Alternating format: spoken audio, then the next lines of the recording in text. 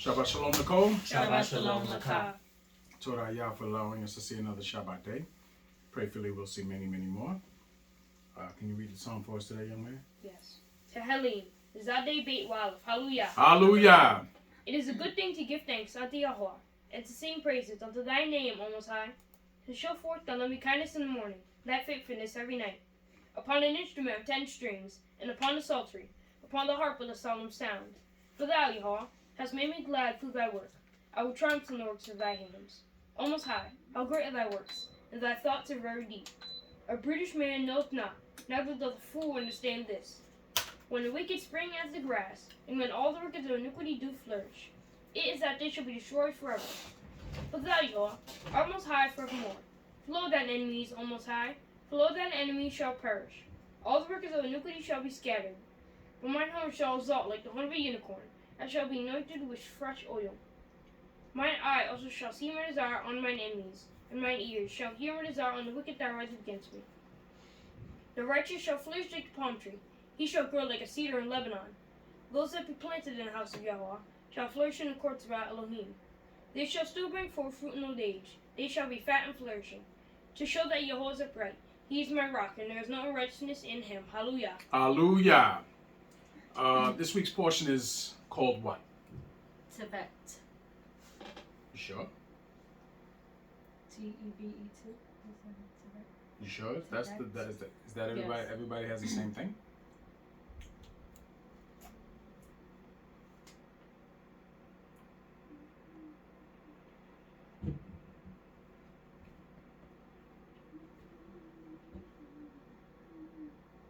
Anyone?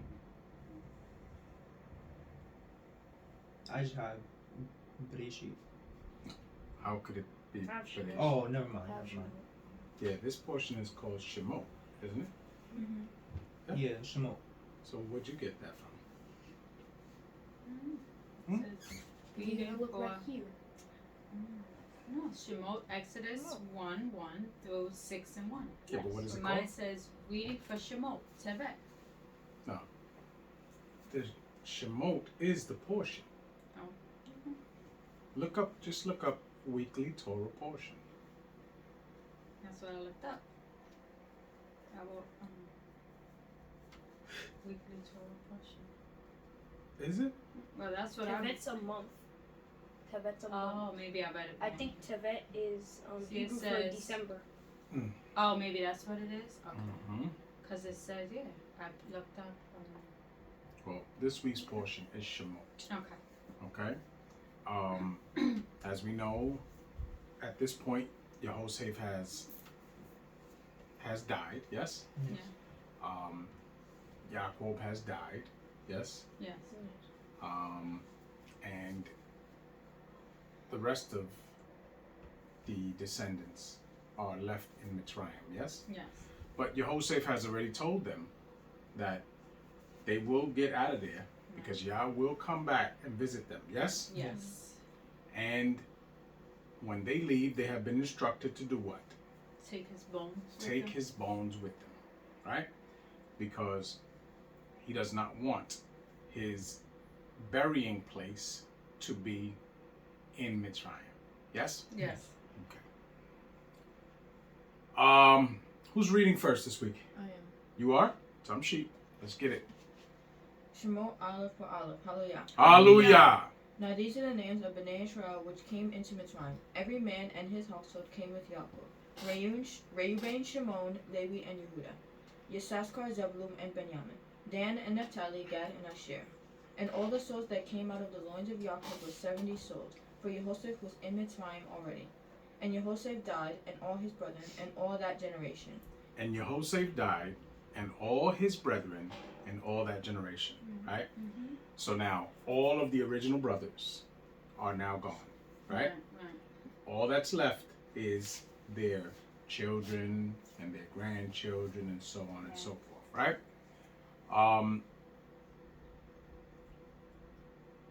Tamshi.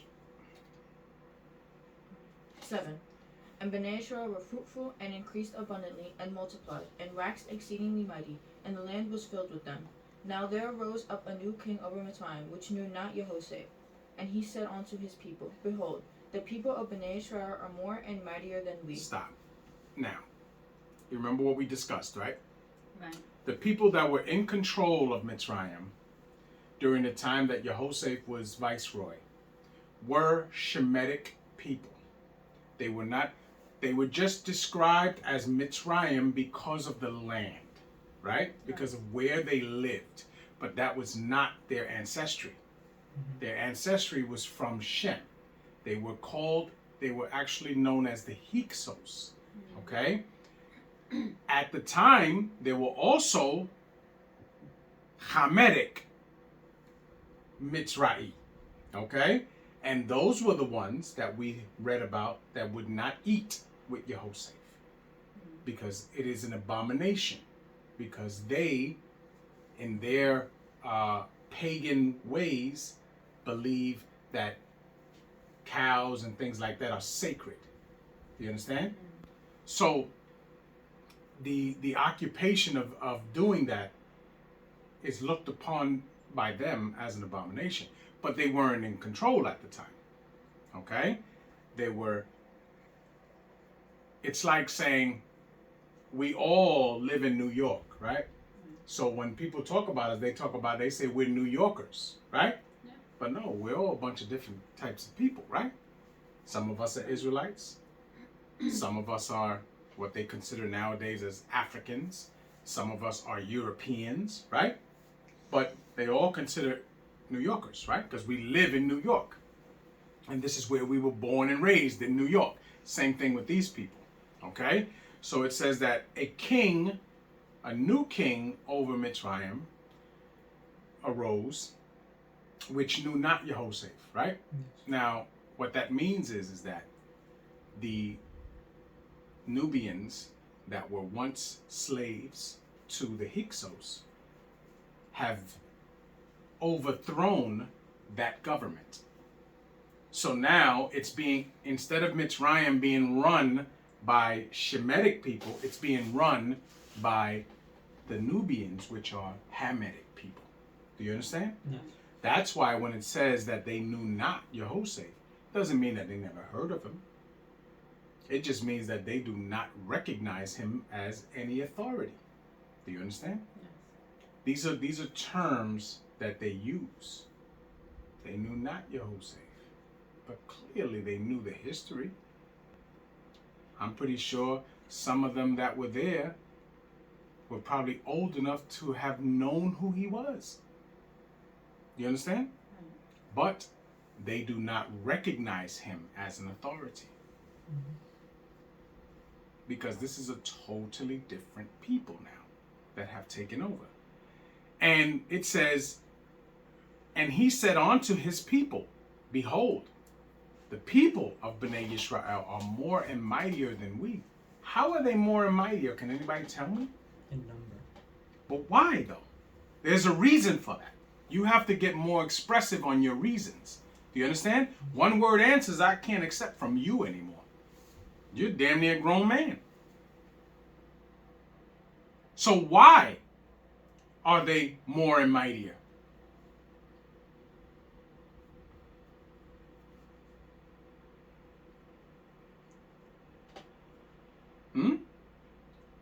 Anybody? Anybody? Huh? What has to happen for a people to take over another people? They have to build an army, right? No, but what has to happen? Well, there was a lot of children being born. No, what has to happen for one people to take over a war? That's it. Right. War, right? Right. And what happens with war? People die. People die, right? Right. So they won the war, but they must have taken many, many casualties. Do you understand? Yeah. This probably was a very bloody war. So, sure, they have taken over, but their armies are at a disadvantage now. Because they don't have it, because Bnei Yisrael was not involved in that war. Bnei Yisrael was in Goshen. That war took place where the palace is. Do you understand? Yes. So Bnei Yisrael was just going about their business. Kind of like what we do now, right? When the government here wars with all these different people, we go, our day-to-day operations don't change. Our day-to-day operations do not change. So they were going about their business. Being shepherds, teaching their children, having children, right? They were just multiplying. But the king now, right? He sees that. He says, wait a second. They have way more numbers than us. If we don't deal with this wisely, they're going to, what we just fought for, we're going to lose. We're going to lose. Do you understand? Yes. Tamshi. 10. Come on, let us deal with them wisely, lest they multiply. And it come to pass, that when they were falleth out any war, they join also unto our enemies, and fight against us. So get them up out of the land. Stop. So now, remember, the people that they just defeated are relatives of the Hebrews. Yes? Yes.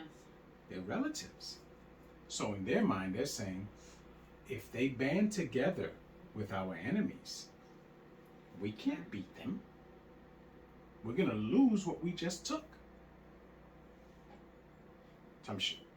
Therefore they did set over them taskmasters to afflict them with their burdens. Stop. So what did they do? They just said that. What did they do? They set taskmasters above them. Yes? Yeah. Taskmasters. See, this is called psychological warfare. Yes? Yes. Psychological warfare. And the taskmasters were who? The Hebrews. The Hebrews. They were other Hebrews. Yes? Yes. It's done today. If you notice, all of the majority of the jobs that Israelites get, because most people work jobs, they don't have careers. Okay? The people that I put directly above them as supervisors and things of that nature are usually people of them. And the ones that are really in control use those taskmasters to inflict everything bad that they want to inflict upon Bnei Yisrael. So that when Bnei Yisrael gets angry, they lash out at the taskmaster. When the man who's really in control hears none of it.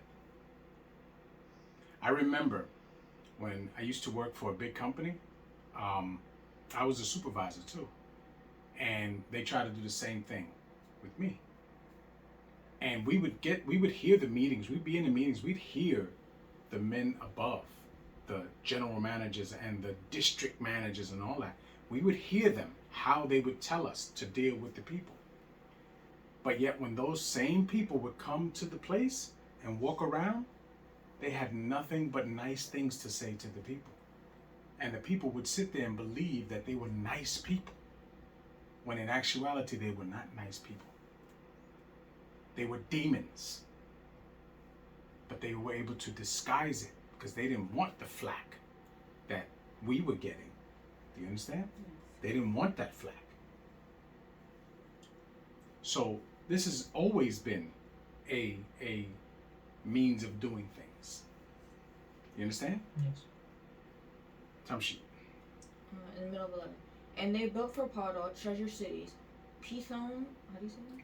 Pithom Pithom and Ramses. and Ramses. Now, at the time, those names didn't exist. We're just getting names that we can geographically find today. You understand? Because Ramses was a few different kings of a line, right? But that the Israelites weren't around during Ramses' times. This was well before Ramses was even born. Okay? But we get it for geographical. It's just like when we read about Beit El before Yaakov even got there, we know that it's somewhere else. I mean, not somewhere else, it was named something else. But for us to understand where it is geographically, we're given those names. You understand? Right. Tamshi. 12. But the more they afflicted them, the more they multiplied and grew. Right. The more they afflicted them, the more they multiplied and grew. Why?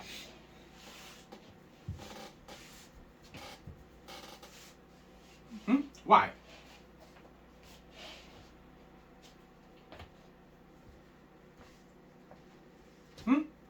Why did they continue to multiply and grow? Because of Mosiah, the promise. This is a blessed people. At this point, this is a people that are blessed. Yes? Yes. This is not a situation. The curses have not come upon them yet. That's where we are. This is still a blessed people.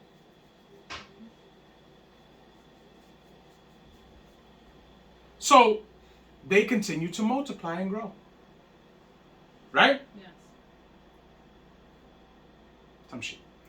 And they were grieved because of Bnei Israel. Mm-hmm. And the Mitzrayim made Bnei Israel to serve with rigor. And they made their lives bitter with hard bondage, in mortar and in brick, and in all manner of service in the field. All their service wherein they made them serve was with rigor. Now, they went from being in Goshen, living their day-to-day lives, to having things change from one thing to the next. Now, they became slaves to the Hamites. Now they became slaves. This is different now. It's totally different situation. That's why they begin to cry and groan. Because this is a different situation. They didn't have this before. Tamshi. 15. And the king Mitzrayim spake to the Hebrew midwives, of which the name of the one was, how do you say Shifra. that? Shifra, and the other was Pua. And he So said, now, the king of Egypt, right, the Hamite, spake to the Hebrew midwives. Yes? Yeah. What's a midwife? Someone helps you give birth. It's the doctor or the obstetrician of the time. That's the woman that would help deliver the babies, right? Yes. See, now most of those doctors are men. Most obstetricians are men, which is a wicked situation. Because no man should be looking at another man's wife while she's giving birth or anything. That's not how things are supposed to be. That's a woman. That's a woman's situation. Women are supposed to deal with women with that. You understand? Mm-hmm. But yet, we deal in wickedness and nastiness in this place. It doesn't make sense that most men, most OBGYN are men. Do we understand? Yes. That should be a profession only for women. But also, remember, most women that go for higher education don't go for those type of fields either. That's part of the STEM field. That's usually the majority men. You know what STEM stands for, right? No. Science, technology, engineering, and math. All those fields are dominated by men. They're also the fields that pay the most money. Okay? Which, not getting too far off track, the feminist movement, all right? Part of the feminist movement's agenda, right, was one, to give women the right to vote and to be in politics, right? That's why you can have a governor who's a woman now. But also, they also were saying that there was something that has been proven to be false, which is a wage gap. You understand what that is? Yeah. What's a wage gap? Men were getting paid more than women. Bingo, right? That's what they said, right? but that has turned out to be total false. Totally false. Because the occupations that women tend to choose automatically pay less than the STEM occupations, which they don't like to go into. Do you understand? I'm talking about generally as a whole, okay?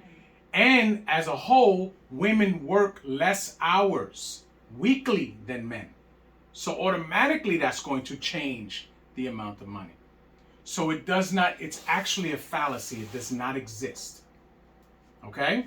If women went into the same occupations that men went into generally, that make more money, there would never be an argument. But this is an argument that's made, which is a fallacy. Okay? But what has turned from that movement for women wanting to be able to vote and women wanting to be in politics, what you don't get, and what a lot of women have thought came with that, was you can't be a husband. Nowhere in the feminist movement does it say you can be a husband. And that's what has happened. Women have taken it to believe that they become equal in the marriage structure. Do you understand? When men generally, and specifically Hebrew men, are socially conservative. Okay? And they do not change from that.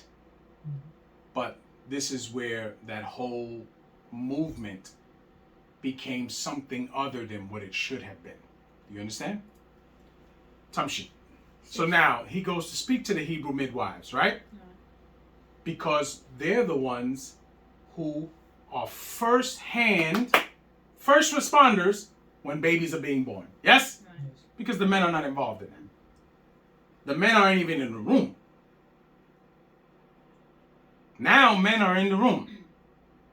But even as far back as when your mother was born, right? Her father wasn't in the room. It just didn't happen. But medically, they did that because if they made a mistake, they didn't want witnesses. You understand? It was for insurance purposes so that there wouldn't be so many malpractice suits. Okay? But historically, men were never in the room. It's always the woman giving birth and the midwife. That's what it was. Do you understand? Yes. Because remember, what can we do there? Remember, there's blood and everything involved in that situation. That's not a place for us. Tamshi. 16. And he said, When ye do the office of a midwife to the Hebrew women, and see them upon the stools, if it be a son, then ye shall kill him. But if it be a daughter, then she shall live. Now, if it be a son, then ye shall kill him. Right? Because these people understood that the bloodline is through the male. Yes? The bloodline, to keep a people alive, males must be born. Yes? To bring forth more males. Yes? They understood this. So he tells them, if it's a boy, kill it. If it's a girl, let it live. Yes? Yeah. Because what he actually understands there is that a society run by women will never succeed. It will not happen. Which is why B'nai Yisrael is failing so much right now. Because we have become a people run by a matriarchy. No other people can survive by being run by a matriarchy. You understand? Yes. Tamshi. 17. But the midwives feared Elohim, and did not as the king of Mitzrayim commanded them, but saved the men children alive. Tamshi. And the king of Mitzrayim called for the midwives, and said unto them, Why have ye done this thing, and have saved the men children alive? And the midwives said unto Paro, because the Hebrew women are not as the Mitzrayim women, for they are lively, and are delivered the midwives coming unto them. Now, that is a lie, right? Because that's something they made up so that they could spare themselves. Do you understand? We clearly understand that because it does not say that anywhere else. It's them saying that.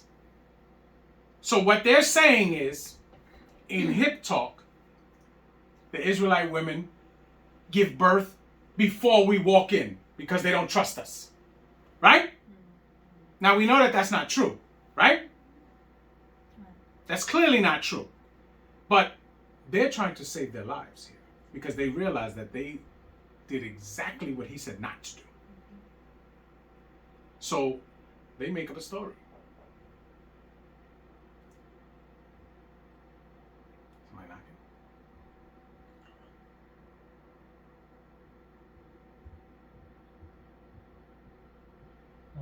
So,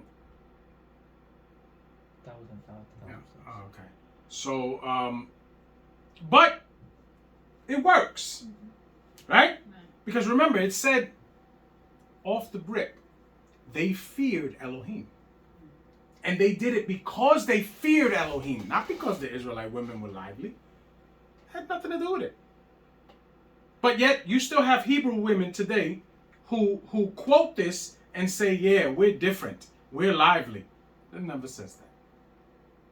Yah never tells you that. It tells you that the midwives feared Elohim. And they would not do it because they feared Elohim. Right? But this is what we do. So, Tamshi. 20. Therefore Elohim dealt well with the midwives. Therefore what? Elohim dealt well with the midwives. Right. I wasn't saying you said it wrong. I'm just trying to reiterate the point. Elohim dealt well with the midwives, right? Yes. Because they chose Yah and trying to please Yah over everything else. Right. Even over their own lives. Because they didn't know if Paro was going to kill them or not. Tamshi. And the people multiplied and waxed very mighty. And the people multiplied and waxed very mighty. Yes? Right. Now remember, I've told you this many times. In those days, the leading cause of death for women was what? Childbirth. Easily. For a woman to have a baby, it is a very dangerous situation. Sure, it's natural, but it's a very dangerous situation. Do we understand? Yes. So, the number one cause of women dying was during childbirth. Now it's not the same. Now it's not the same. So, the Israelites were conceiving and bearing children at a very high rate. Now, this is because they are a blessed people. Do you understand? Yes. This also should tell you that the people round about them were not. They probably were losing babies left and right and losing wives left and right. But it wasn't happening to the Hebrews. Do you understand? Right. It was not happening to the Hebrews. So, Tamshi. 21. And it came to pass, because the midwives feared Elohim, that he made them houses. He made them houses. When it says he made them houses, does it actually mean a house to live in? No. What does it mean? He gave him a husband. And yeah, they had a husband, and they gave birth to children who still walk the earth today. Do you understand? Which is a massive blessing. Do you understand? Yeah. Tamshi. And Paro charged all his people, saying, Every son that is born ye shall cast into the river, and every daughter ye shall save alive. So now, Paro had to tell his people, right? Listen, now every son you see, you throw him in the river. And every daughter you shall save alive. Right? I've told you this before. Girls are born with inherent value. Okay? Girls are born valuable. Right? Boys must do things to increase their value. Do you understand? Yes? Yes. Okay. Who's reading to? I am. Tamshi. Shemot Beit wa Aleph, hallelujah. Hallelujah. And there went out a man of the house of Levi, Stop. His name was Amram. Tamshi. and took to wife a daughter of Levi, Well, her name was Yekeved. Yekeved. Yes? Yes. Tamshi. And the woman conceived and bare a son. And when she saw that he was a goodly child, she hid him 3 months. And when she saw that he was a goodly child, she hid him 3 months. Now,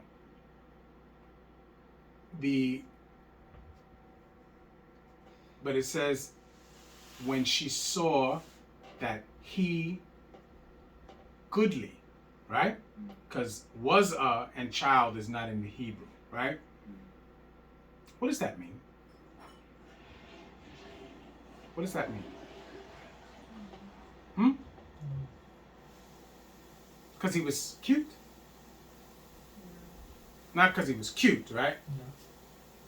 So, I'm pretty sure no mother wanted their child thrown in the river, right? So why is it telling us that she knew that he was a goodly child? What does that mean? Maybe they got prophecy. From who? Only one person you can get. I'm sorry. Only one you From can Yah. get from Yah, right? But who was the prophecy given to?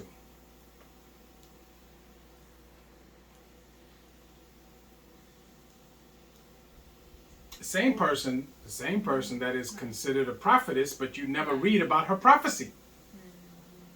Huh? Who? Who? Miriam. Say it loud. Don't nod your head. In the book of- Miriam. Yeah, it says that. Yes? Yeah. Mhm.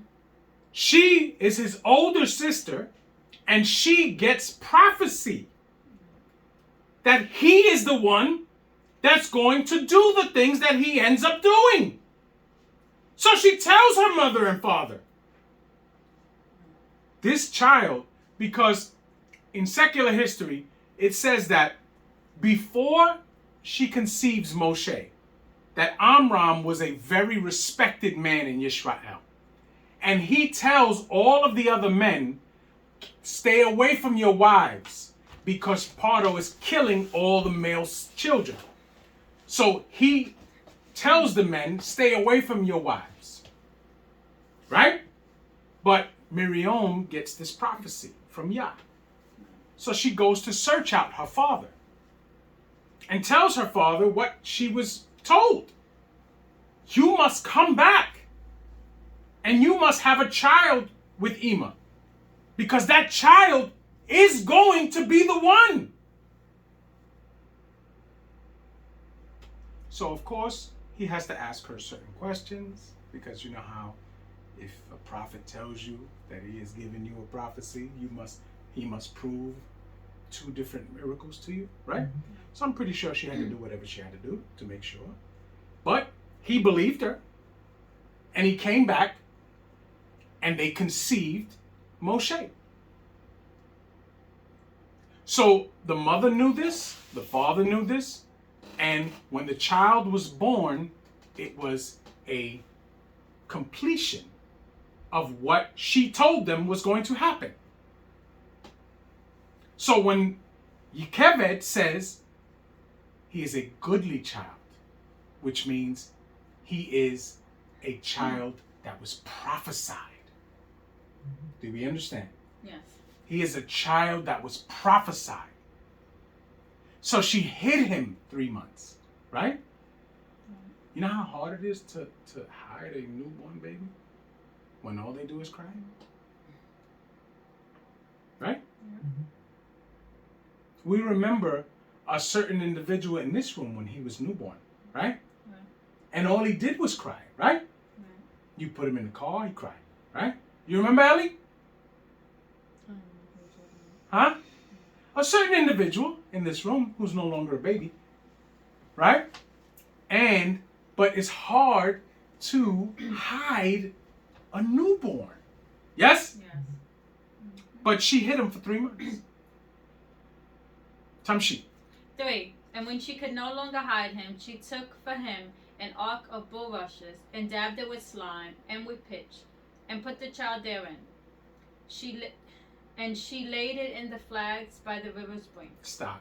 So now, this is also something that was prophesied. That he would go and he would raise up where he grew up. Do you understand? Remember,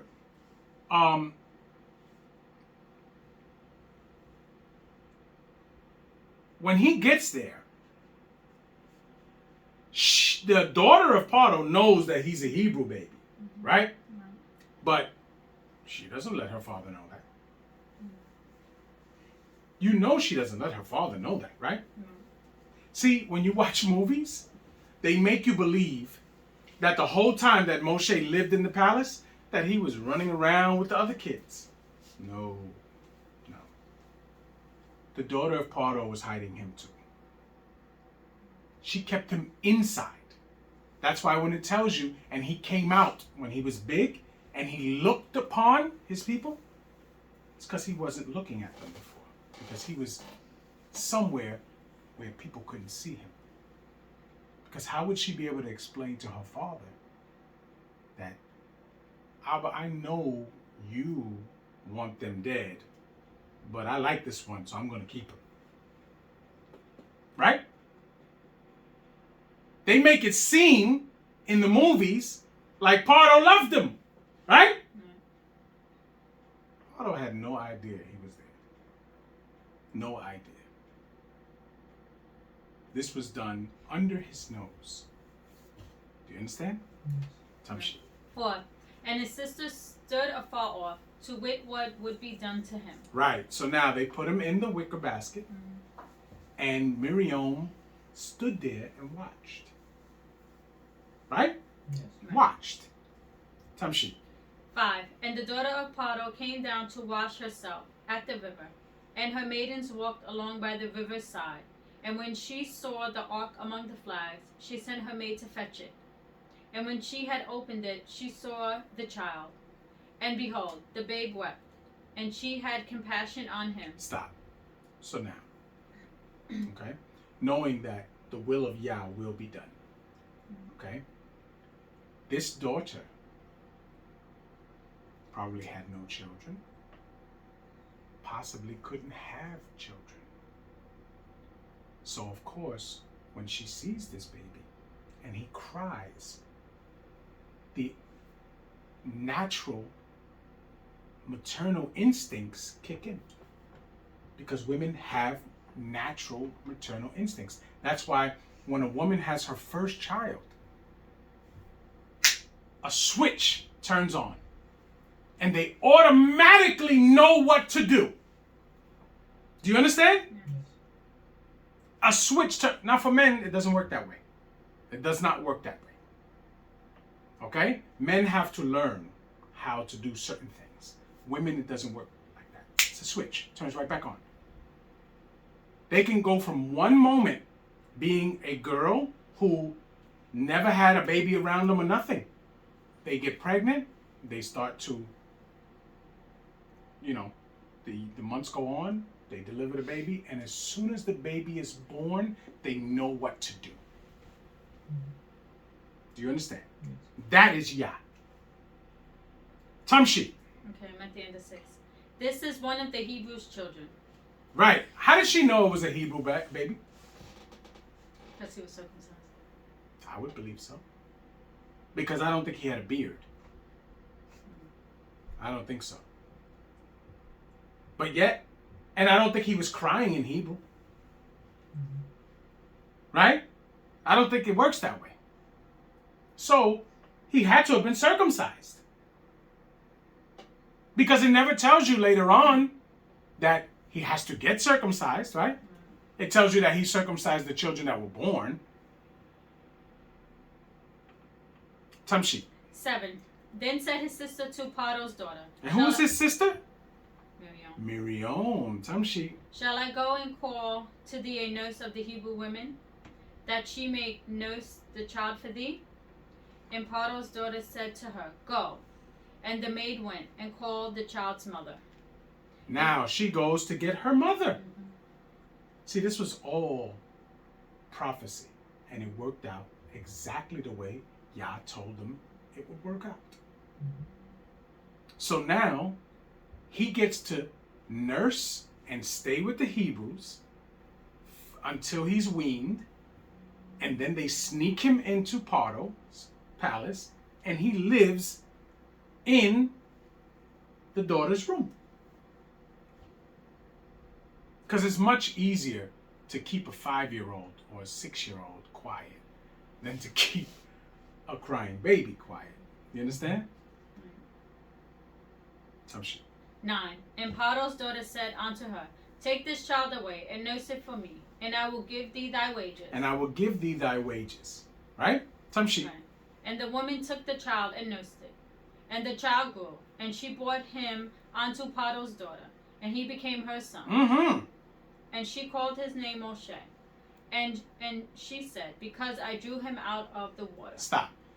Now, secular history tells us that he had a number of names in Goshen. None of them were Moshe.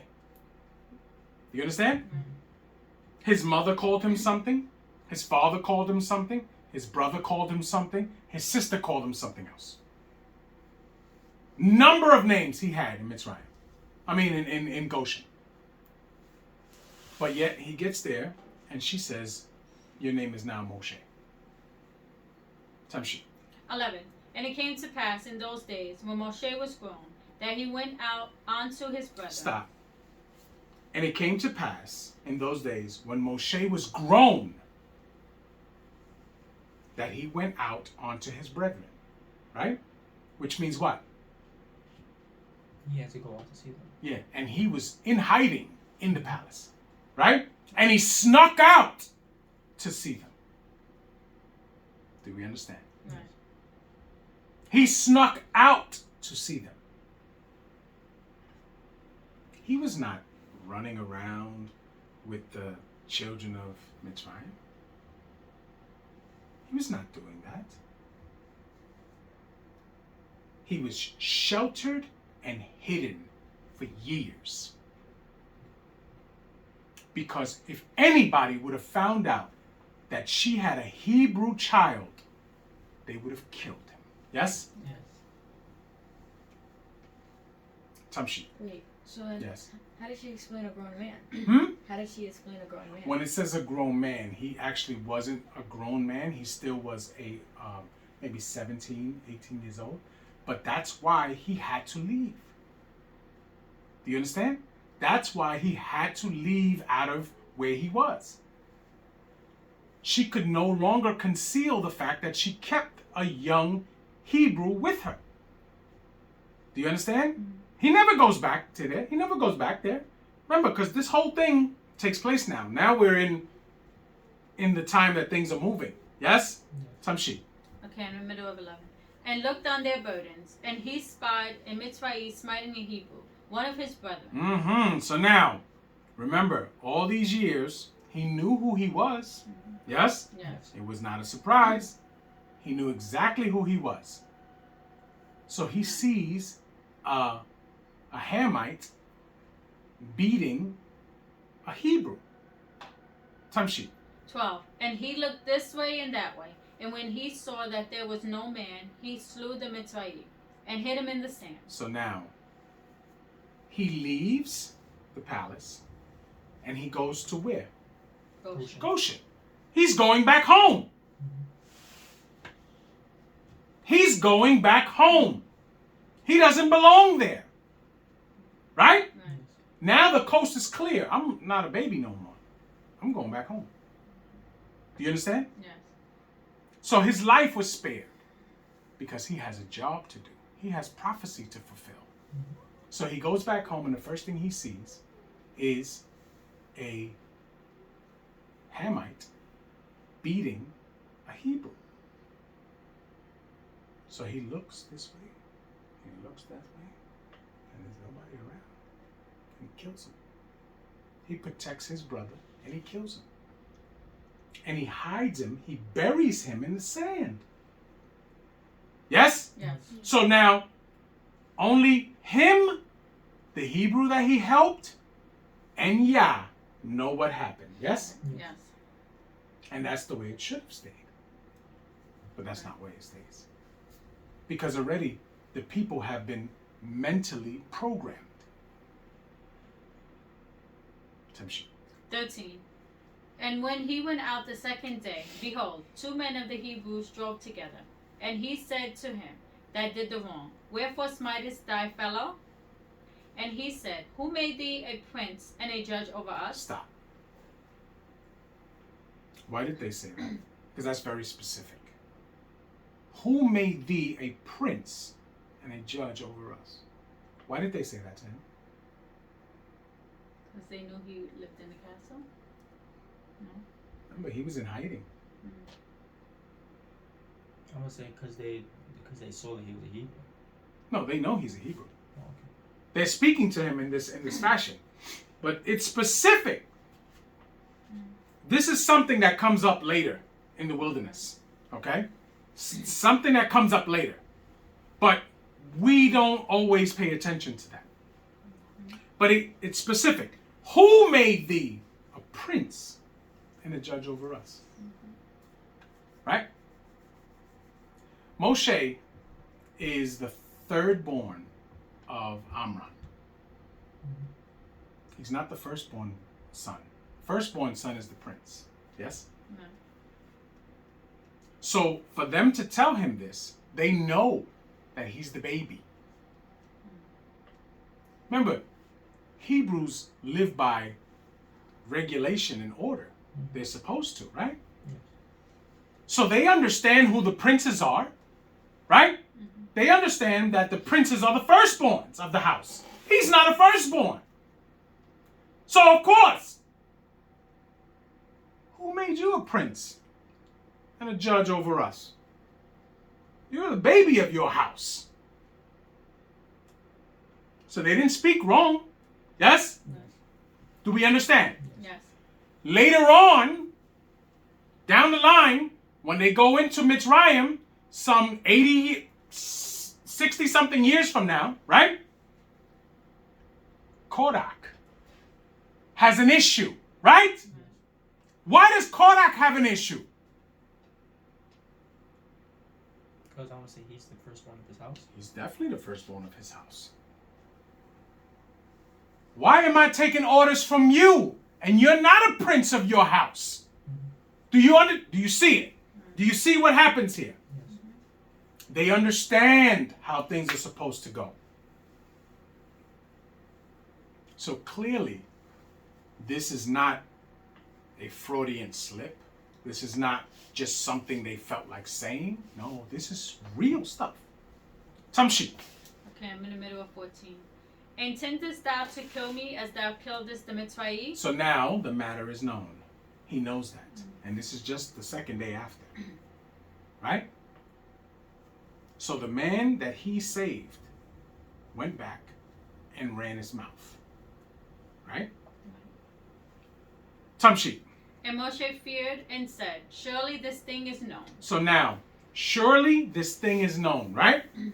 Now, for him to be afraid, that means that he knows that somebody from the Hebrews is going to tell. And then they're going to come and get him. He knows this. Tamshi. 15. Now when Paro heard this thing, he sought to slay Moshe. Stop. When Paro heard this thing, he sought to slay Moshe. At this time, do you think he ever lived in his palace? You think that he knew that Moshe lived in his palace? Do you think he knew it? Had no idea. All he knows is a Hebrew named Moshe killed one of his people. Right? That's all he knows. He knows nothing else. So go get him so we can execute him. Right? Yes. Tamshi. But Moshe fled from the face of Paro and dwelt in the land of Midian. And he sat down by a well. Stop. So we understand that Paro's daughter could not save Moshe from that. So that should automatically tell you that Paro had no idea that his daughter was harboring a Hebrew in his palace. So don't let any of the stupid movies that they make fool you or anybody teach you anything else. He was not fighting and doing calisthenics with the other people in Mitzrayim. He wasn't doing any of that. He was hiding until it was time where he could no longer hide him and he had to go back home. Do you understand? Yes. Tamshi. 16. Now the Kohen of Midian had 7 daughters, and they came and drew water, and filled their troughs with water. Now, the priest of Midian was who? Yithro, right? He only had daughters. Very similar to when Yaakov got to Laban, right? Right. Same thing. They don't flourish until the Israelites get there. Tamshi. To water their father's flock. And the shepherds came and drove them away. But Moshe stood up and helped them and watered their flock. And when they came to Reuel, their father, they said, How is it that ye are come so soon today? And they said, A Mitzrayim delivered us out of the hand of the shepherds, and also drew water enough for us, and Now, watered the flock. Stop. They said a Mitzrayim, right? Why did they say that? It's the way he looked me.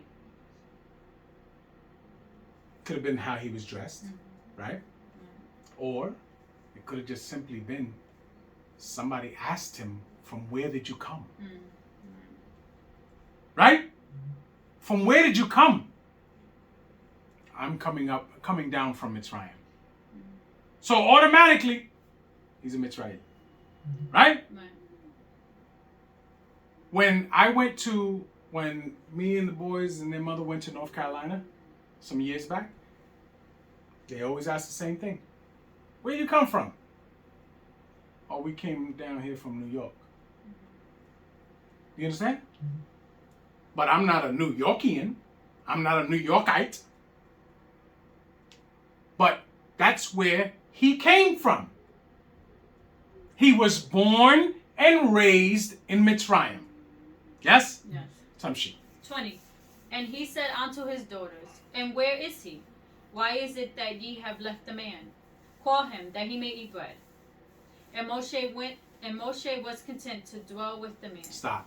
So now the man is a descendant of who? Abraham. So he is showing the hospitality of Abraham, yes?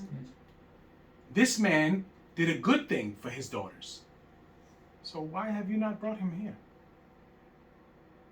Go get him. Let me feed him. Tamshi. Okay, the middle of 21. And he gave Moshe Zipporah his daughter. So now he comes in, right? And the good deed that he did, after there's a conversation there, he asks him, who are you? From what people do you come? Right? And Moshe, of course, is going to tell him, my father is Amram, my mother is Jochebed, right? And I am from the tribe of Lewi, right? And Yithro is going to say, I am the priest of Midian, and we are family, right? Please come in. You are 18 years old now, let's say hypothetically. You need a wife. I have a daughter who needs a husband. You marry my daughter. No problem. No problem. And I serve you for your daughter. That's not discussed. But clearly he stays with him 60 years. Who do you think he works for 60 years? Right? And if it wasn't for the fact he was happy there, and if it wasn't for the fact that Yah has a plan for him, he would stay there. Right? Tamshi. 22. And she bare him a son, and called his name Gershom. Gershom. Tamshi. For he said, I have been a stranger in a strange land. Mm-hmm. And what's the strange land? Mitzrayim. Like in the It's palace. in the palace. Yes? He was a stranger in a strange land. Tamshi. 23. And it came to pass in the process of time that the king of Mitzrayim died. Because remember, he got there to Yithro, and they didn't treat him like a stranger. They embraced him immediately. So it can't be talking about that. Tamshi. And Bnei Yisrael sighed by reason of bondage. And they cried. And their cry came up unto Elohim by reason of bondage. Right. So now they're crying. Right? Because their life has been turned upside down. They went from people who were living their day-to-day lives in Goshen to now being slaves. Do you understand? Tamshi. 24. And Elohim heard their groaning. And Elohim remembered his covenant with Abraham, with Yitzchak, and with Yaakov. And Elohim looked upon Bnei Yisrael. And Elohim respected had respect unto them. Now, Hallelujah. hallelujah. Now, you ever heard the saying, when the Most High wants you to move, he makes you uncomfortable? Yes? You ever heard that? Yes. These people would have stayed there had life never changed for them. Yes? Yes. But they had to be made uncomfortable.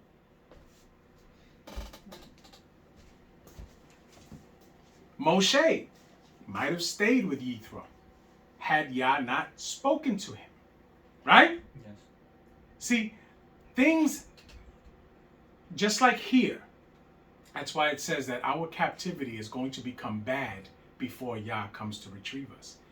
Because we've become very comfortable here. No matter how bad it is, we become very comfortable here. Yah is going to stir things up so that we're no longer comfortable.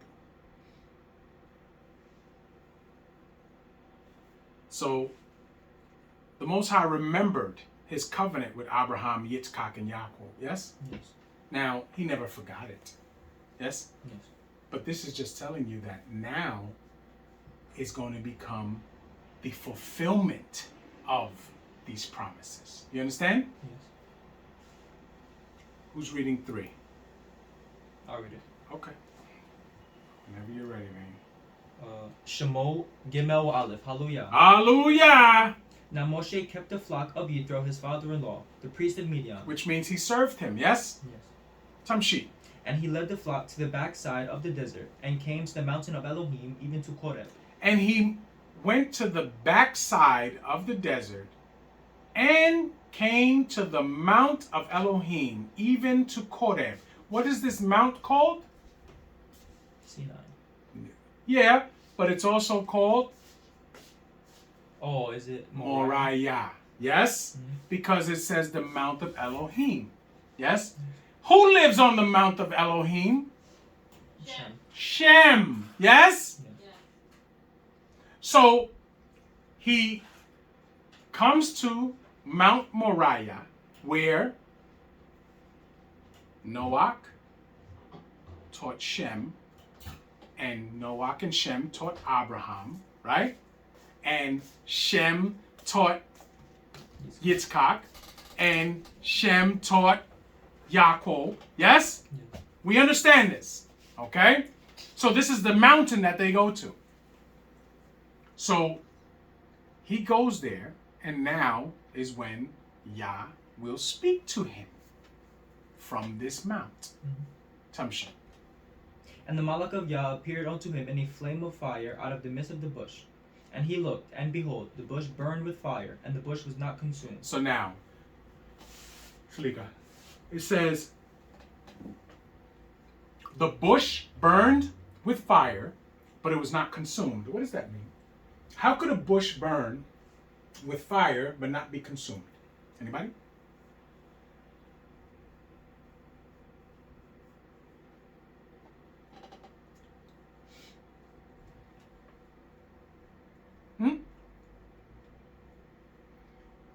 Because in those times, his perception of light, right, or fire was what?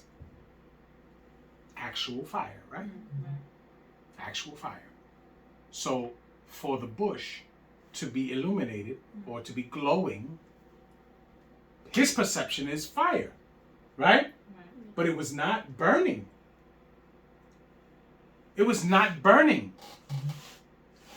So it's the perception of what he understood as fire at the time, but he could not describe that as anything else but fire. Tamshit. And Moshe said, I will now turn aside and see this great sight, why the bush is not burnt. Now, a lot of times, things are happening in front of people and they don't see it because Yah has not allowed them to see it. You understand? They go about their days and they are oblivious to what's really going on. But those that are awakened by Yah are allowed to see certain things. Moshe was allowed to see this bush. And when he turned to stare at it, Yah says, now he can hear me. Do you understand? Yes. Now he can hear me. Tamshit. And when Yah saw that he turned aside to see, Elohim called unto him out of the midst of the bush, and said, Moshe, Moshe. And he said, Here am I. Now, we know that that's a normal response when your name is called in that fashion. Here am I. Tamshit. And he said, Draw not nigh hither, put off thy shoes from off thy feet, for the place whereon thou standest is Kadosh ground. So now, put off the shoes from thy feet, for the place whereon thou standest is Kadosh ground. Right? Remember when later on, when Moshe goes up on the mount, and Yah says, make sure that they don't come on this mount. Right? And he puts guards down there so that no one touches that mountain. Yehoshua is the only one that goes up on that mountain too.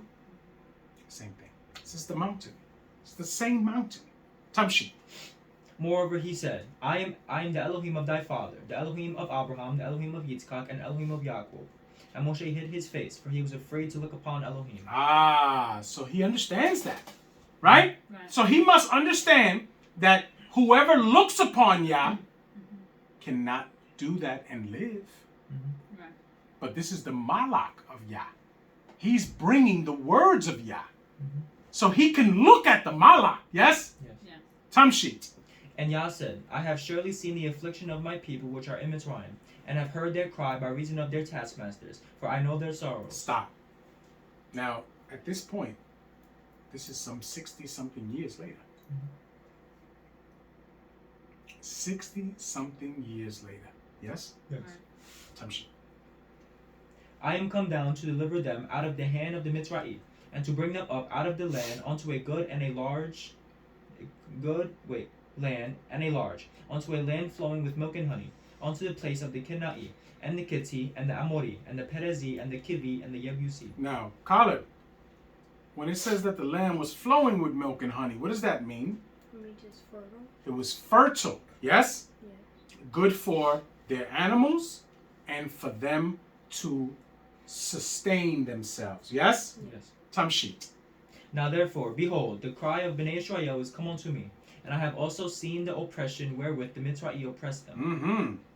Come now therefore, I will send thee unto Paro, that thou mayest bring forth my people, Bnei Israel, out of Mitzrayim. Stop. So now, what Bnei Yisrael knew then, that we do not know now, is that when we are going through bad times, we must cry out to Yah. We have come to a point now where we don't cry out to Yah. We figure we can go through the channels of this place and try to find relief. We don't cry out to Yah. Yah expects us to cry out to him. Mhm. That's why this captivity is going to become very bad for us, so that we have no choice but to cry out. Yes? Yes. Tamshi. And Moshe said unto Elohim, Who am I, that I should go unto Paro, and that I should bring forth Bnei Israel out of the land of Mitzrayim? What he's saying is that I'm not worthy of that. That's a task too big for me. Right? Yes. Tamshi. And he said, Certainly I will be with thee, and this shall be a token unto thee, that I have sent thee. When thou hast brought forth the people out of Mitzrayim, ye shall serve Elohim upon this mountain. Now, that's the token, right? Yes. That this, what I'm telling you, is going to happen. Because does he not come there and learn on that mountain? Yes. Tamshi. And Moshe said unto Elohim, Behold, when I come unto Bnei Israel, and shall say unto them, The Elohim of your fathers hath sent me unto you, and they shall say unto me, What is this? What is his name? What shall I say unto them? And Elohim said unto Moshe, I am that I am. And he said, Thou shalt. I am that I am is a terrible translation. But in Hebrew it says, Ehyeh Ashir Ehyeh. Yes? Yes. Which means he who was, is, and shall always be. Okay? Yes. Which is what Yod Hey Waw Hey means also. Okay? Tamshi. I'm in the middle. Thus shalt thou say unto Bnei Israel, I am, hath sent me unto you. And Elohim said moreover unto Moshe, Thus shalt thou say unto Bnei Israel, Yah Elohim of your fathers, the Elohim of Abraham, the Elohim of Yitzchak, and the Elohim of Yaakov, hath sent me unto you. This is my name forever, and this is my memorial unto all generations. Go and gather the elders of Israel together, and say unto them, Yah Elohim of your fathers, the Elohim of Abraham, the Elohim of Yitzchak, and of Yaakov, appeared unto me, saying, I have surely visited you, and seen that which is done to you in Mitzrayim. Now, did they know this name, Yah? No, they couldn't have. Because Abraham referred to Yah as El Shaddai. Yes? Yes. Tamshi. And I have said, I will bring you up out of the affliction of the Mitzra'i unto the land of the Kenai, and the Kitzi, and the Amori, and the Perezi, and the Kivi, and the Yebusi, unto a land flowing with milk and honey.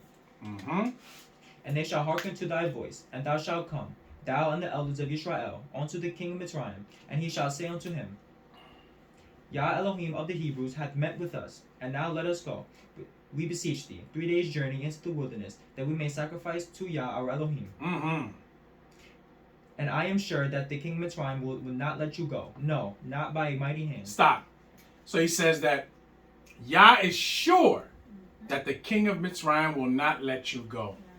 Why does he say that to him? Because the Most High is going to harden his heart. He has already been judged to die. Him and his people. Right? Yes. Why? For what they did to the people. What did he do? Killed the first He put his hands on the children on Bnei Yisrael. The firstborn of Yah. He put his hands on them. Had he taken over Mitzrayim and left the Hebrews alone, this might not have happened this way. Right? Which is the same reason why Yah says these curses will be upon us because we were disobedient. But the nations will be judged for putting their hands on us. Do you understand? Yes. We are living our punishment, but they will be judged for putting their hands on us while we are living our punishment. Do you understand? Yes. Same thing here. In hip talk, Yah is telling him, everything I tell you to say to him is not going to matter, because in the end, he's going to die. But you still do what I tell you to do. You still do what I tell you to do. But his fate is set. I'm taking him and his people down, period. But it's going to go according to the prescription that I give you. Right? Yes. Clearly, there's no way around that. Nothing that Paro can do can get him out of that. And that still is done today. We have people today that know what's right, and yet Yah has hardened their hearts not to listen, because their fate is set. And there's nothing that we can do to change that. Nothing. Tamshi. 20. And I will stretch out my hand and smite Mitzrayim with all my wonders, which I will do in the midst thereof. And after that he will let you go. And I will give this people favor in the sight of the Mitzrayim. And it shall come to pass that when ye go, ye shall not go empty. But every woman shall borrow of her neighbor, and of her that sojourneth in her house, jewels of silver, and jewels of gold, and raiment. And ye shall put them upon your sons and upon your daughters, and ye shall spoil the Mitzrayim. Now that's the line that you have to read. And ye shall spoil the Mitzrayim, right? Because this is a battle. They leave out of there war. And they take from the losers. Do you understand? Yes. Yeah. They take from the losers. Because you ever heard the saying, to the victor go the spoils? Yes? Yes. Who's reading 4? I'll read 4. Shemot Dala wa Aleph Hallelujah. Hallelujah. And Moshe answered and said, But behold, they will not believe me, nor hearken unto my voice. Why does he say that?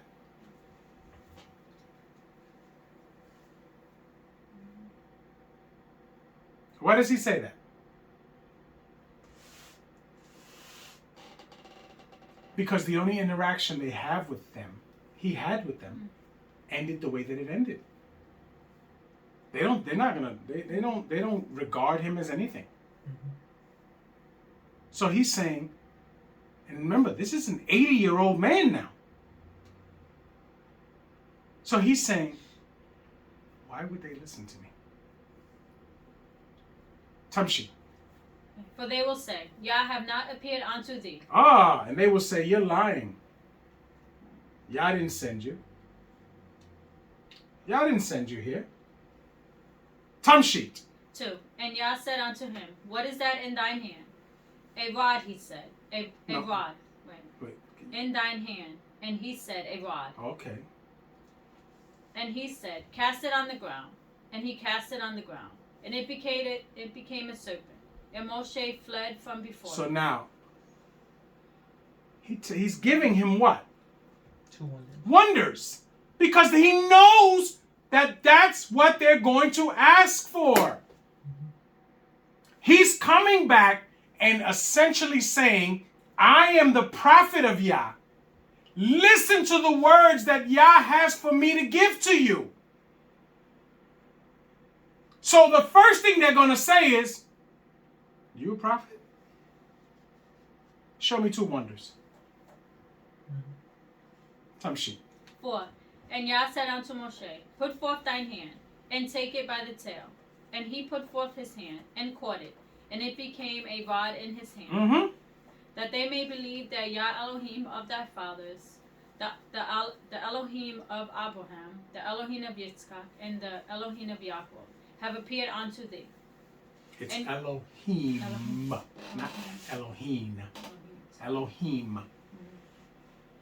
6. And Yah said furthermore unto him, Put now thine hand into thy bosom. And he put his hand into his bosom.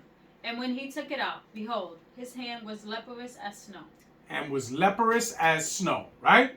Right. So that tells us a couple things, right? That he was a man of color. Yes? Yeah. Clearly. So, because for him to put his hand like this and take it out and it be white means that, okay, it wasn't white when he put it in. Right? Right. So, the European acting like they are Yisrael is ridiculous. Right? So, Tamshit. 7. And he put thine. But that does not classify, that does not specifically tell you who Yisrael is. The only way we know who Yisrael is how? Huh? Bloodline. No. You Oh, can't the see a curses, goddamn the curses, blood. No, okay. you can't see a bloodline. Show me a bloodline. Has nothing to do with that. If you fit the description spoken about in the Tanakh, then you are Yisrael. No other way. Because guess what? The Hamites were also brown too. Everybody in that region was brown. You understand? So they couldn't go by that. Tamshi. 7. And he said, Put thine hand into thy bosom again. And he put his hand into his bosom again, and plucked it out of his bosom. And behold, it was turned again as his other flesh. Right. And it came to pass, if they would not believe thee, neither thy hearken to thy voice of the first sign, that they will believe the voice of the latter sign. Yeah. They will believe the second sign. Tamshi. 9. And it shall come to pass, if they will not believe also these two signs, neither hearken unto thy voice, that thou shalt take of the water of the river, and pour it upon the dry land. And the water which thou takest out of the river shall become blood upon the dry land. Right. So now he gives him a third one, right? Tamshi. But does he ever have to use the third one? No. No. Tamshi. 10. And Moshe said unto Yah, O my Edom, I am not... No. O my Adonai? Adonai. O my Adonai, I am not eloquent, neither heretofore, nor since thou hast spoken unto thy servant, but I am slow of speech, and of a slow tongue. Right. So this is referring to some type of impediment that he feels that he has. Right? Right. But yet, as we see, all up in the time that they're in the wilderness, he's doing most of the talking. Right? He's doing most of the talking. Tamshi. 11. And Yah said unto him, Who hath made man's mouth? Or who maketh the dumb or deaf, or the seeing, or the blind? Have I not? Have not Have not I? I? Yeah? Yah? So now, Yahweh is telling him, I made you. If I tell you to speak to them, they will understand you. You will be just fine. You don't have to worry about anything else. Tamshit. 12. Now therefore go, and I will be with thy mouth, and teach thee what thou shalt say. And he said, O my Edom. What? O my Adonai. Adonai. When Moshe is speaking to Yah, it is Adonai. Okay. O my Adonai, send, I pray thee, by the hand of him, whom thou wilt send. And Now, then- he's trying to get out of this job. He does not want this job. But it's not up for debate. You understand? Yes. This is not a negotiation. Yah is commanding him. And he's being resistant to the command. Tamshi. 14. And the anger of Yah was kindled against Moshe. And he said, Is not Aharon the Levite thy brother? I know that he can speak well. And also, behold, he come forth to meet thee. And when he seeth thee, he will be glad in his heart. Stop. So now, he tells him, he's angry now. Yah is angry with Moshe. I'm going to tell you what to say. You don't have to worry about it. Is not Aharon your brother? I know that he can speak well. And also, behold, he cometh forth to meet thee. Right? What is Yah doing to him? To Moshe?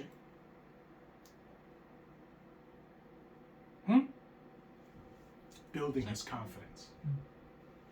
building his confidence. Right?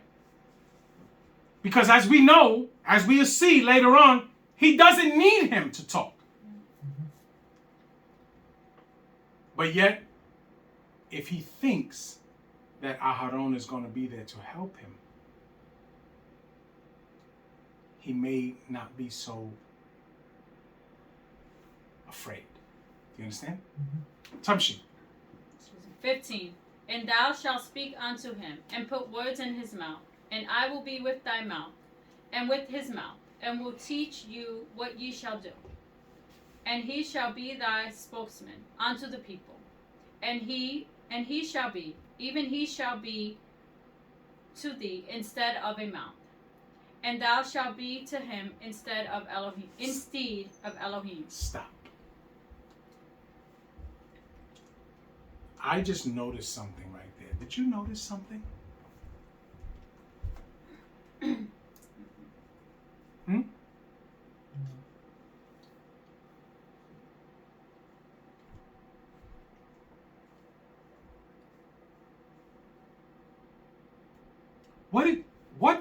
Something just happened there that I never noticed before.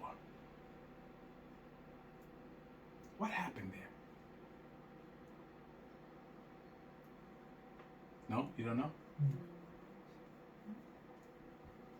You don't know.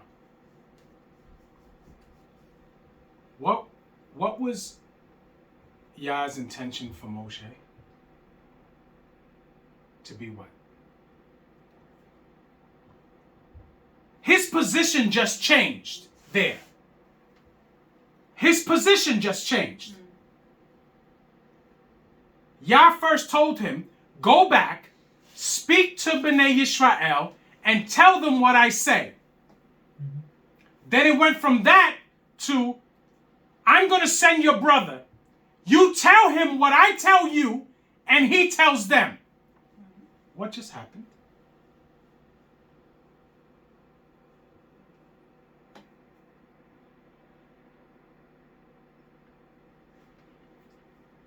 Moshe was supposed to go back and be what? The Kohen Hagadol. So because he said he couldn't do it, Yah says, okay, then you make Aaron the Kohen before the people. And you be an Elohim to him. Right? Yes. You tell him what to do, but his job is to minister before me in front of the people. Did you see what happened there in that quick little exchange? Tamshi. 17. And thou shalt take this rod in thine hand, wherewith thou shalt do signs. And Moshe went and returned to Yithro his father-in-law, and said unto him, Let me go, I pray thee, and return unto my brethren, which are in Mitzrayim, and see whether they be yet alive. And Yithro said to Moshe, Go in peace.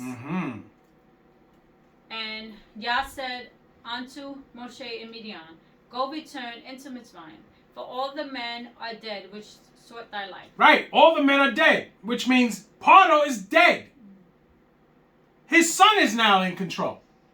His son doesn't know who the heck you are. He has no reason to know who you are. Tamshit. 20. And Moshe took his wife and his son. But in the movie, they act like they were best friends. No, yeah, I was about to say, like, wasn't there like a rivalry? They make you believe that nonsense, but that's not what the scriptures say. No one knew that Moshe was in the palace other than his mother, his father, his brother, his sister, and Paro's daughter. That's it. And maybe her handmaids, which they would not speak. Okay? Tamshi. 20. And Moshe took his wife and his sons, and set them upon an ass, and he returned to the land of Mitzrayim. And Moshe took the rod of Elohim in his hand. And Yah said unto Moshe, When thou goest to return into Mitzrayim, see that thou do all the wonders before Pharaoh, which I have put in thine hand. But I will harden his heart, that he shall not let the people go. So again, Pardo cannot get out of this judgment. This is already set in stone. He has hardened his heart. Pardo will not listen to any wisdom. Do you understand? Right. He's not going to change. He cannot change his destiny. It's not going to happen. He's going to die. Tamshi. 22. And thou shalt say unto Paro, Thus saith Yah, Israel is my son, even my firstborn. And I say unto thee, Let my son go, that he may serve me. And if thou refuse to let him go, behold, I will slay thy son, even thy firstborn. And it came to pass by the way in the inn that Yah met him, and sought to kill him. Right. Yah met who? Moshe. Moshe. And sought to kill him. We're going to find out why. Tamshit. 25.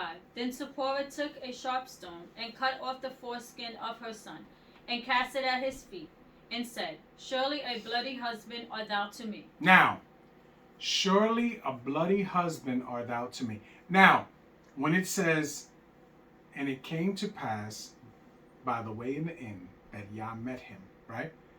Remember, Yah sends a malach before him. Yes? Remember that same malach that Yah tells him, I send before you in the wilderness. Do not tempt him. Right? Do not tempt him, because he will not show mercy upon you. Right? Because this malach is doing what?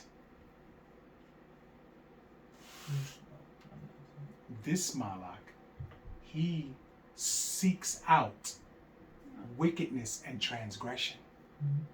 Yes? Yes. Wickedness and transgression and uncleanness. Yes? Right. So his job is very specific.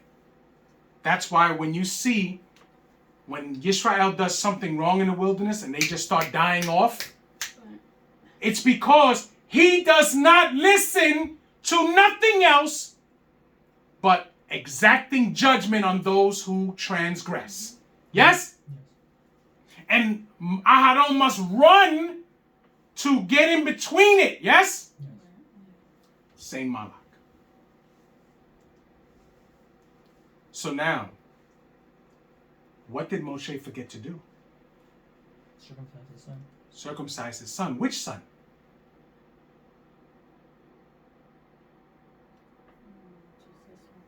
I'm gonna say the newborn, right? No. You don't even know if he's a newborn. Not the new. I meant The youngest? Yes, I meant No. the youngest. He forgot to circumcise Gershon. Secular history, I always thought the same thing as you. Secular history tells us that it was the custom of the Midianite people, especially the custom of the priests of Midian, to not circumcise the firstborn male, because he is the one to go into the line of the priesthood.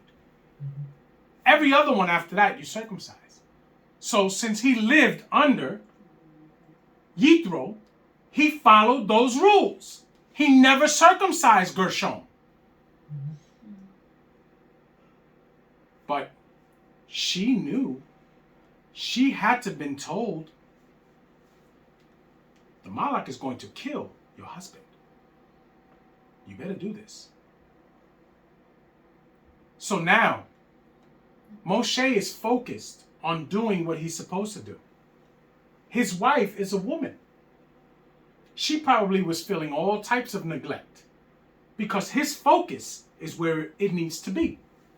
So after she does this, what she's essentially saying is that I spared your life. Now you must remember who I am. Do you understand? Tamshi. 26. So he let him go. And then she said, A bloody husband thou art, because of the circumcision. Now, his life is spared because his wife circumcised Gershon. Tamshi. 27. And Yah said to Aharon, Go into the wilderness to meet Moshe. And he went and met him, in the mount of Elohim. And where did they meet? Mount Moriah. Yes? Yes. Tamshi. And kissed him. 28. And Moshe told Aharon all the words of Yah, who had sent him, and all the signs which he had commanded him. And Moshe and Aharon went and gathered together all the elders of Bnei Yisrael.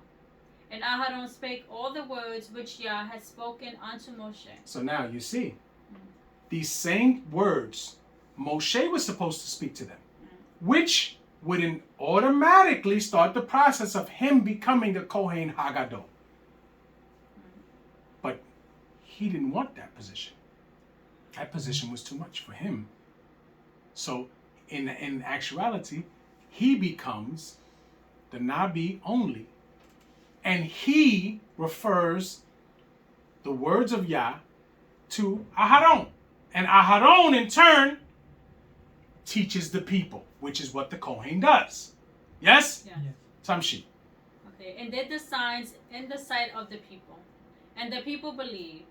And when they heard that Yah had visited Bnei Yisrael, and that he had looked upon their affliction, they bowed their heads and worshipped. Then? Hallelujah. Oh, sorry. Then they bowed their heads and worshipped. Hallelujah. Hallelujah. Wow, you know, that's something I never really looked upon. But it clearly was. Because remember, Aharon's name was never mentioned until Yah got angry. Right? Remember, Aharon was never coming until that point. Moshe would have been the Kohen Hagadol.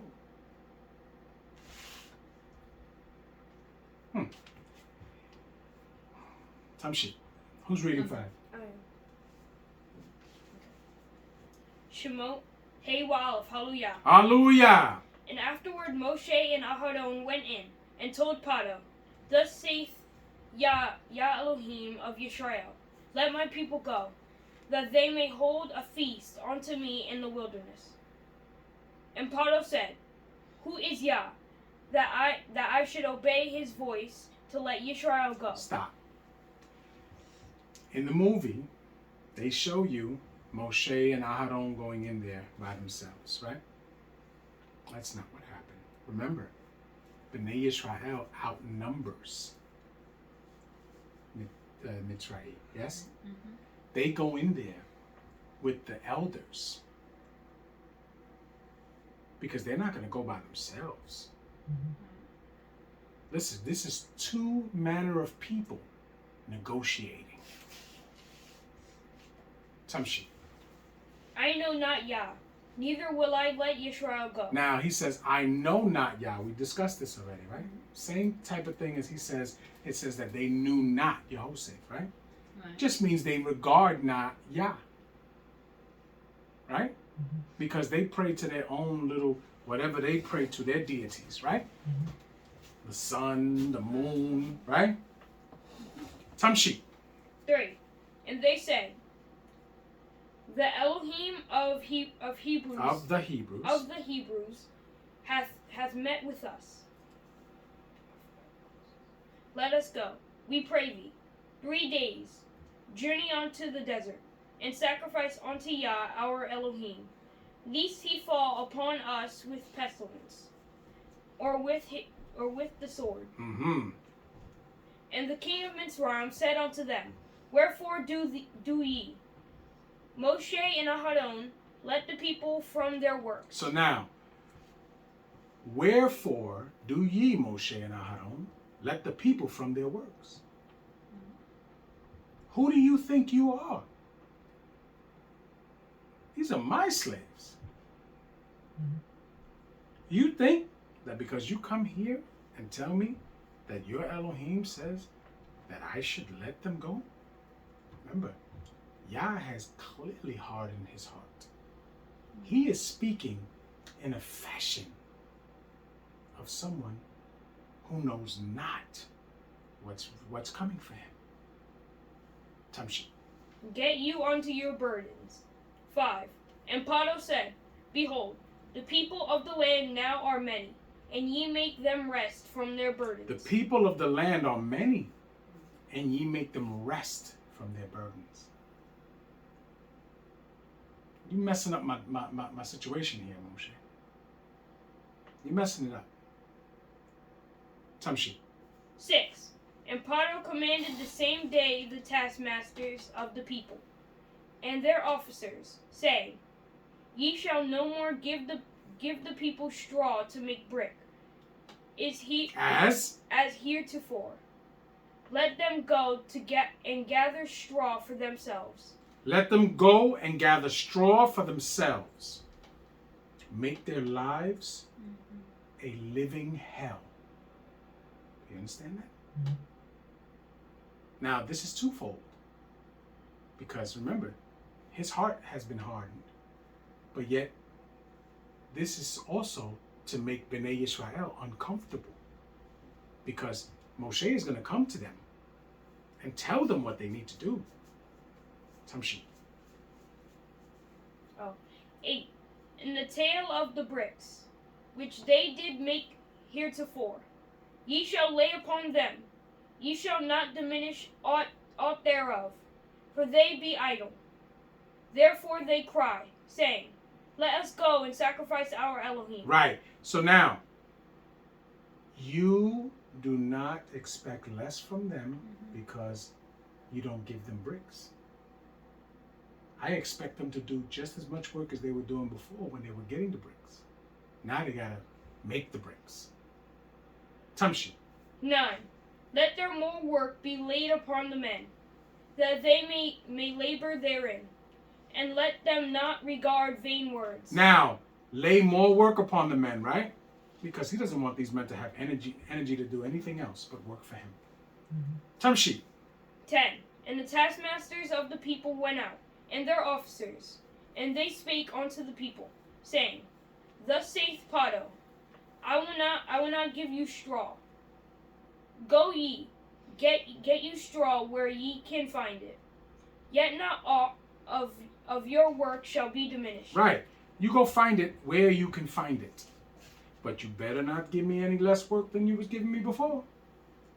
That's an impossible task. Impossible. But yet, Paro's heart is hardened. He is what they call dead man walking. Yes? Right. Dead man walking. You know where they get that from, that term?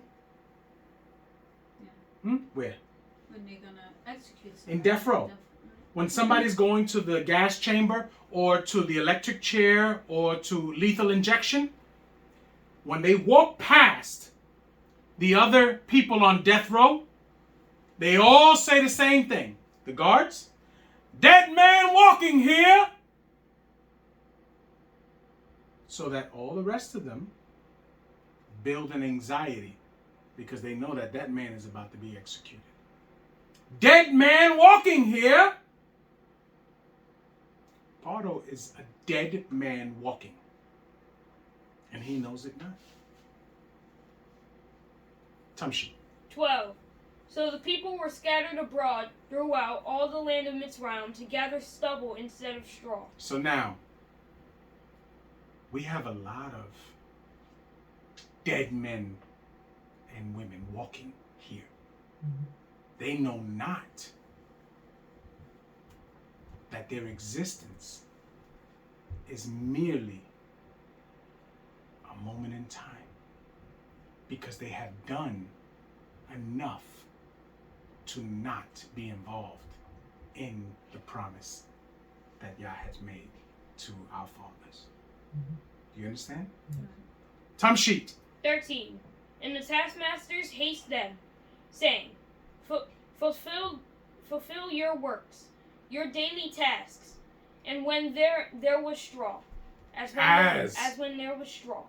14. And the officers of Bnei Israel, which Paro's taskmasters had set over them, were beaten, and demanded, Wherefore have ye not fulfilled your task in making brick, both yesterday and today? as to heretofore. Right. Why have you not fulfilled these 2 days what you normally used to do? See, now clearly they know the answer. Because we don't have bricks. We have to make the bricks. He doesn't care.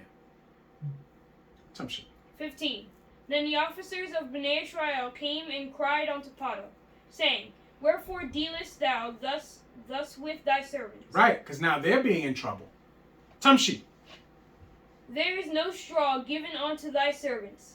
And they say unto us, Make brick. And behold, thy servants are beaten. But the fault is in thine own people. The fault is in thine own people. Tumshi.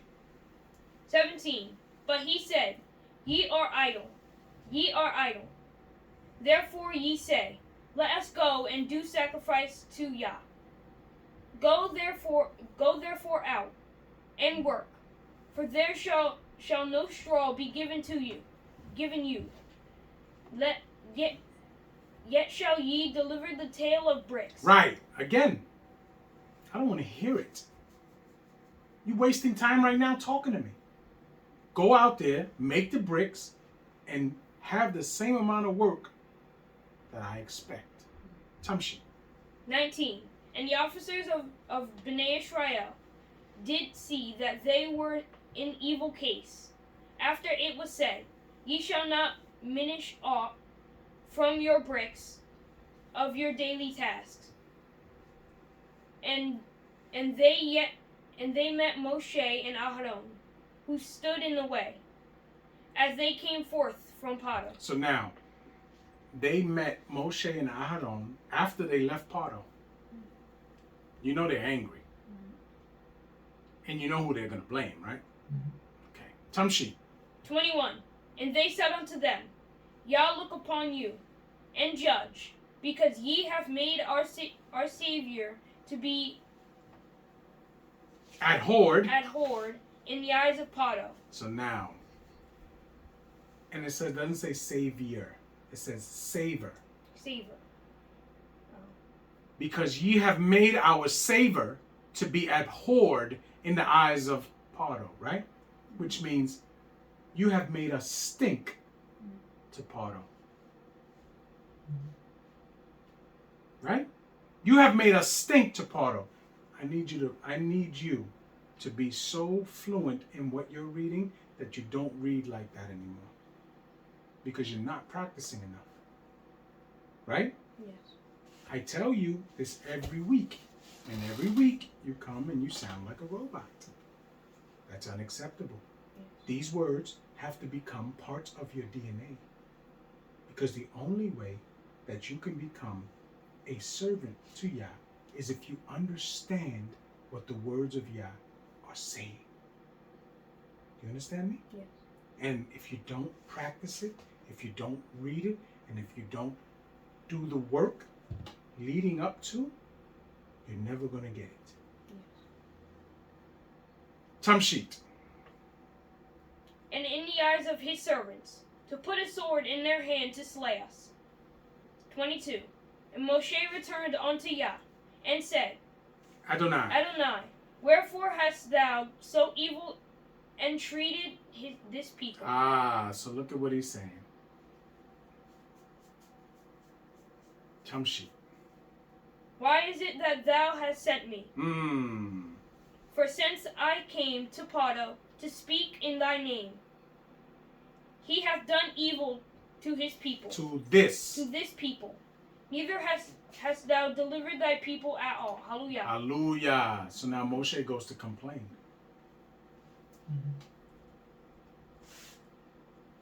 When clearly he was given the answer from the beginning. Yah told him, I'm going to harden his heart. But Moshe probably didn't understand what that meant at the time. I'm going to harden his heart. And he's going to respond such and such. But his end is already written.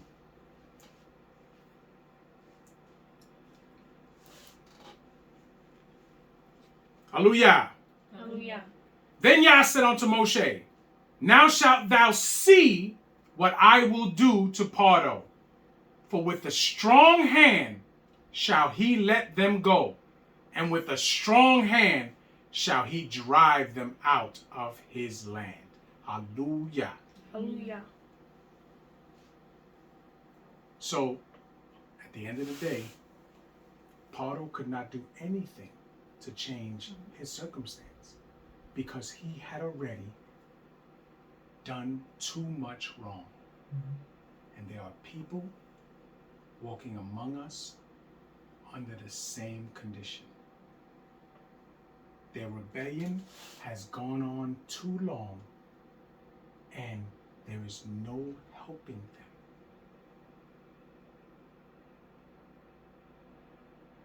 We do never want to be in that position. We want to stay in a position where Yah favors us and has mercy upon us. Because once that diminishes, there's nothing you can do. Do you understand? Yes.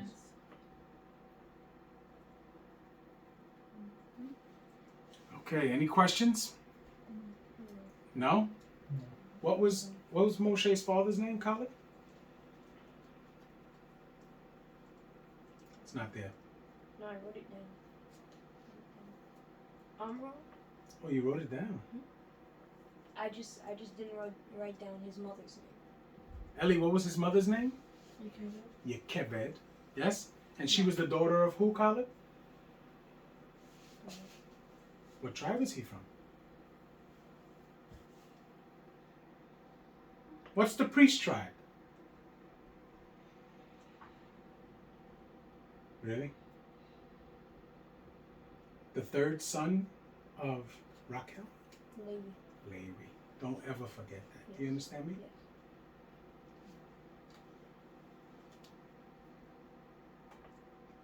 So,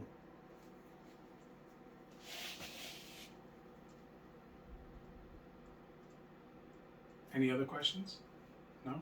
We good? Yeah. What tribe are you from, young man? Ephraim? You sure? Yes. Yes? Yes. Okay. And your mother's from what tribe? Yehuda? Yehuda. And Imakana's from what tribe? Yehuda? Yehuda. And Eliana's from what tribe? Ephraim? Ephraim. All right. Okay, with that being said, we're going to break.